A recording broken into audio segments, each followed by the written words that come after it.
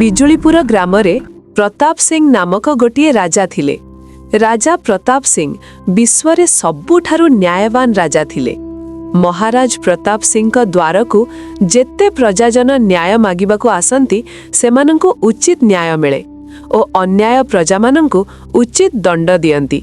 ସେଥିପାଇଁ ମହାରାଜ ପ୍ରତାପ ସିଂ ଦେଶର ଶ୍ରେଷ୍ଠ ନ୍ୟାୟବାନ ରାଜା ଥିଲେ।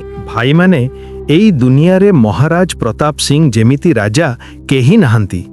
ଆମ ରାଜ୍ୟରେ ଯେତେ ଦିନ ରାଜା ପ୍ରତାପ ସିଂ ରହିବେ ସେତେ ଦିନ ପ୍ରତ୍ୟେକ ଘରରେ ସୁଖ ରହିବ। ରାଜା ପ୍ରତାପ ସିଂ ଈଶ୍ୱରଙ୍କ ରୂପ। ସେମାନେ ଆମ ଦୁଃଖକୁ ସମାପ୍ତ କରିବା ପାଇଁ ଏଇ ଭୂମିରେ ଜନ୍ମ ନେଇଛନ୍ତି। ଏମିତି ଗୋଟିଏ ଦିନ ରାଜା ପ୍ରତାପ ସିଂଙ୍କ ରାଜମହଲ ସାମ୍ନାରେ ଦୁହେଁ ସ୍ତ୍ରୀ ଗୋଟିଏ ପୁଅ ପାଇଁ ଲଢ଼େଇ କରୁଥିଲେ। ତାହା ସବୁ ଦ୍ୱାରପାଳ ଦେଖୁଥିଲା। ସେମାନଙ୍କ ଲଢ଼େଇ ଅତ୍ୟଧିକ ବଢ଼ିବାରୁ ଦ୍ୱାରପାଳ ସେ ଦୁହିଁଙ୍କୁ ରାଜ ଦରବାରରେ ଉପସ୍ଥିତ କଲା।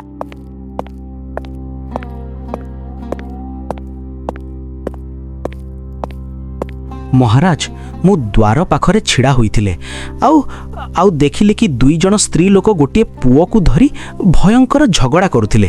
ସେଥିପାଇଁ ମୁଁ ତୁରନ୍ତ ତାଙ୍କୁ ଆପଣଙ୍କର ଦରବାରକୁ ଆଣିଛି। ଦୟାକରି ତାଙ୍କର ନ୍ୟାୟ କରନ୍ତୁ ମହାରାଜ। ଦୁହେଁ ସ୍ତ୍ରୀ ଗୋଟିଏ ପୁଅ, କାରଣ କ'ଣ? ଚାଲ ଦେଖିବା।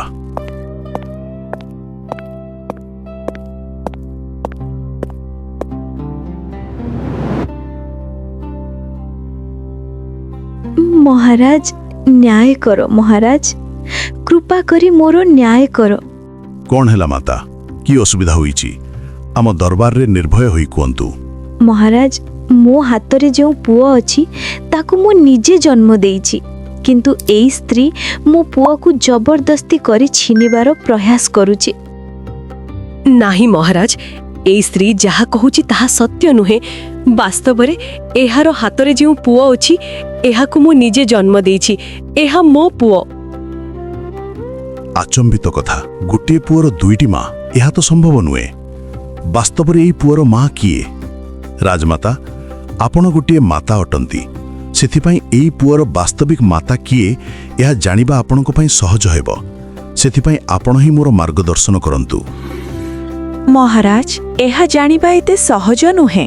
ଗୋଟିଏ ପୁଅର ଦୁଇଟି ମା ଆଉ ଦୁଇ ଜଣ ସ୍ତ୍ରୀ ହିଁ ନିଜ ପୁଅ କହୁଛନ୍ତି। ଦୁହେଁ ସ୍ତ୍ରୀଙ୍କ ମୁଖକୁ ଦେଖି ମୁଁ ବି ଜାଣିପାରୁନି କି ବାସ୍ତବରେ ଏଇ ପୁଅର ମା କିଏ। ଏମିତି କଠିନ କାର୍ଯ୍ୟ ତ ଆପଣ ହିଁ କରିପାରିବେ। ନିଜ ବୁଦ୍ଧି ଓ ବିବେକରେ ଭାବି ଚିନ୍ତି ଏହି ନିର୍ଣ୍ଣୟ କରନ୍ତୁ। ମୋତେ ବିଶ୍ୱାସ ଅଛି କି ଆପଣ ଏଥର ବି ଉଚିତ ନିର୍ଣ୍ଣୟ କରିବେ। ଦୁଇ ଜଣ ସ୍ତ୍ରୀଙ୍କ ପରିସ୍ଥିତିକୁ ବୁଝିଲା ପରେ ମହାରାଜ ବି କିଛି ସମୟ ପାଇଁ ଚକିତ ହୋଇ ରହିଗଲେ। ମହାରାଜ କିଛି ସମୟ ଭାବିଲା ପରେ ତାଙ୍କ ମନର ବାର୍ତ୍ତା ସମସ୍ତଙ୍କୁ କହିଲେ। ଏଠାରେ ଉପସ୍ଥିତ ସମସ୍ତ ରାଜା ଓ ପ୍ରଜାନନମାନଙ୍କୁ ମୋତେ ଭାରି ଦୁଃଖରେ କହିବାକୁ ପଡ଼ୁଛି କି ଏହା ଜାଣିବା ସମ୍ଭବ ନ ହୋଇପାରିଲା କି ଏ ପୁଅର ମା କିଏ। ସେଥିପାଇଁ ମୁଁ ଏଇ ପୁଅକୁ ଦୁଇ ଫାଳରେ ଫାଡ଼ି ଦେଇ ଏଇ ଦୁହେଁ ସ୍ତ୍ରୀଙ୍କୁ ଗୋଟିଏ ଗୋଟିଏ ଫାଳ ଦିଆଯିବ ନିର୍ଣ୍ଣୟ କରିଛି। ସୈନିକ, ଏଇ ପୁଅକୁ ଦୁଇ ଫାଳରେ ଫାଡ଼ି ଦେଇ ଦୁହିଁଙ୍କୁ ବାଣ୍ଟି ଦିଅ। ନାହିଁ ମହାରାଜ, ଆପଣ ଏମିତି କରନ୍ତୁ ନାହିଁ। ମୋ ପୁଅକୁ ଏଇ ସ୍ତ୍ରୀକୁ ଦେଇଦିଆ, କିନ୍ତୁ ଏହାକୁ କୌଣସି କ୍ଷତି ପହଞ୍ଚନ୍ତୁ ନାହିଁ। ଏହାକୁ କିଛି ହୋଇଗଲେ ମୁଁ ବଞ୍ଚିପାରିବି ନାହିଁ। ପ୍ରିୟ ସଭାଜନ, ଏଇ ପୁଅର ମାତା କିଏ ଏହା ଜଣାପଡ଼ିଗଲା। ଯେଉଁ ସ୍ତ୍ରୀ ଏଇ ପୁଅ ପାଇଁ କାନ୍ଦୁଛି, ପୁଅକୁ କଷ୍ଟ ଦେବା ପୂର୍ବରୁ ଏଇ ସ୍ତ୍ରୀଙ୍କୁ ପୀଡ଼ା ହେଉଛି, ଏହାଦ୍ୱାରା ଜଣାପଡ଼େ କି ଏଇ ସ୍ତ୍ରୀ ହିଁ ଏ ପୁଅର ମା ଅଟେ। କାହିଁକି ନା ପୁଅର କଷ୍ଟ ମା କେବେ ଦେଖିପାରେନି। ମାର ହୃଦୟ ନିଜ ସନ୍ତାନ ପାଇଁ ନିଜ ଜୀବନର ବଳିଦାନ ଦେବା ପାଇଁ ବି ସ୍ୱୀକାର କରନ୍ତି। ସେଥିପାଇଁ ଏଇ ସ୍ତ୍ରୀକୁ ସେଇ ପୁଅ ଦେଇ ଦିଆଯାଉ ଆଉ ଅନ୍ୟ ସ୍ତ୍ରୀଙ୍କୁ କାରାବାସରେ ଦଣ୍ଡ ଦିଆଯାଉ।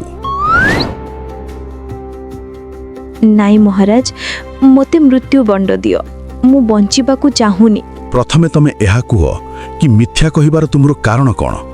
ତୁମକୁ ଜଣା ନାହିଁ କି ମିଥ୍ୟା କହିବା ମହାପାପ? ମହାରାଜ, ମୋର ପରିସ୍ଥିତି ଏମିତି ଥିବାରୁ ମୋତେ ଏଇ ଦୁଷ୍କର୍ମ କରିବାକୁ ପଡ଼ିଲା। କିଛି ଦିନ ପରେ ମୋର ବି ଗୋଟିଏ ସନ୍ତାନ ହେଲା, କିନ୍ତୁ ମୋ ଭାଗ୍ୟରେ ମୋ ପେଟରୁ ଝିଅ ଜନ୍ମ ହେଲା। ସେଥିପାଇଁ ମୋର ସ୍ୱାମୀ ମୋତେ ବହୁତ ମାରିଲା ଆଉ ଘରୁ ବାହାର କରିଦେଲା ଆଉ କହିଲା, ତୋ ଯେମିତି ସ୍ତ୍ରୀ ମୋ ଘରେ ରହିବା ଦୁର୍ଭାଗ୍ୟ। ଯା ପଳା ଏଠୁ। ତୋର ପେଟରେ କେବଳ ଝିଅ ଜନ୍ମ ହେବା ହିଁ ଲେଖା ହୋଇଛି। ମୁଁ ଏ ଝିଅମାନଙ୍କୁ ବାପା ହେବା ମୋର ଦୁର୍ଭାଗ୍ୟ। ଯେବେ ତୋର ଗୋଟିଏ ପୁଅ ହବ ତେବେ ମୁଁ ଘରକୁ ଆସିବୁ। ଏମିତି କହି ଘରୁ ବାହାର କରିଦେଲା। ଆଉ ମୁଁ 3 ଦିନ ହେଇଗଲା ଘରକୁ ଯାଇନାହିଁ। ଏମିତି ଆସୁଥିଲି ଆଉ ଆପଣଙ୍କ ରାଜମହଲ ପାଖରେ ଏଇ ସ୍ତ୍ରୀକୁ ଦେଖିଲି। ତା ହାତରେ ଏଇ ପୁଅ ଥିଲା। ମୁଁ ଭାବିଲି ଏଇ ସ୍ତ୍ରୀର ଏ ବାଳକକୁ ଛିନି ମୁଁ ଘରକୁ ନେବି, ଯାହାଦ୍ୱାରା ମୋ ସ୍ୱାମୀ ଖୁସି ହେବେ। ଏମିତି ଭାବି ତା ପୁଅକୁ ଛିନିବାରୁ ଆମ ଦୁହିଁଙ୍କରେ ଝଗଡ଼ା ହେଲା ଆଉ ଆପଣଙ୍କ ସୈନିକ ଏଠିକୁ ଆଣିଲା। ଏବେ ମୁଁ ବଞ୍ଚିବାକୁ ଚାହୁଁନି, ମୋତେ ମୃତ୍ୟୁଦଣ୍ଡ ଦିଅ। ଆଚ୍ଛା, ତାହେଲେ ଏଇ ସ୍ତ୍ରୀର କିଛି ଦୋଷ ନୁହେଁ, ଦୋଷ ତା ସ୍ୱାମୀର। ସେ କୁଳାଙ୍ଗାରକୁ ଜଣାଲ ନୁହେଁ କି ସ୍ତ୍ରୀ ପାଇଁ ହିଁ ଏ ସଂସାର ହୋଇଛି।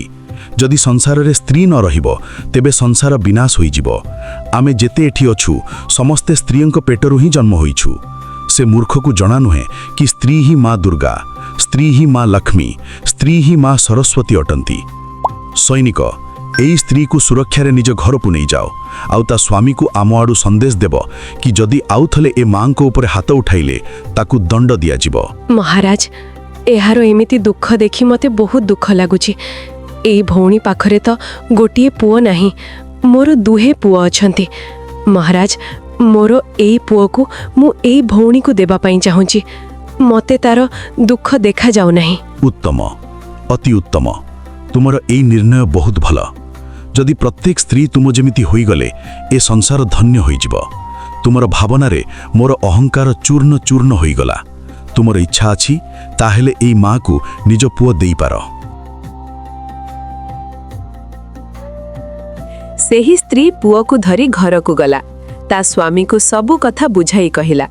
ସେମାନେ ସେହି ପୁଅକୁ ପାଳିଲେ ଓ ତାଙ୍କ ପରିବାର ଖୁସିରେ ରହିଲେ।